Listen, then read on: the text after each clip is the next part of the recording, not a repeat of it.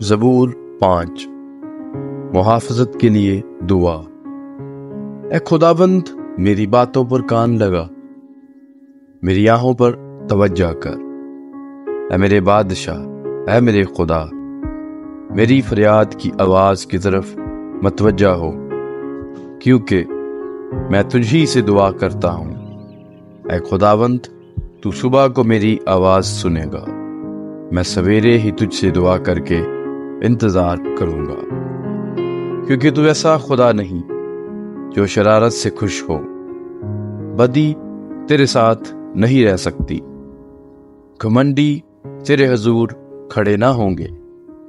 تجھے سب بد کرداروں سے نفرت ہے، تو ان کو جو جھوٹ بولتے ہیں ہلاک کرے گا۔ خداوند کو خون خوار اور دغاباز آدمی سے کراہیت ہے، لیکن میں تیرے شفقت کی کثرت سے تیرے گھر میں آؤں گا۔ میں تیرا روب مان کر تیری مقدس ہیکل کی طرف رخ کر کے سجدہ کروں گا۔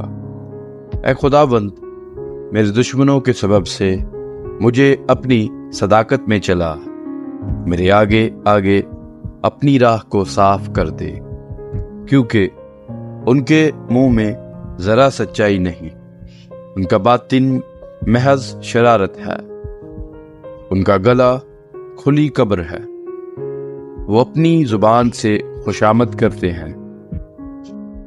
اے خدا، تو ان کو مجرم ٹھہرا، وہ اپنے ہی مشوروں سے تباہ ہوں، ان کو ان کے گناہوں کی کثرت کے سبب سے خارج کر دے، کیونکہ انہوں نے تجھ سے سرکشی کی ہے۔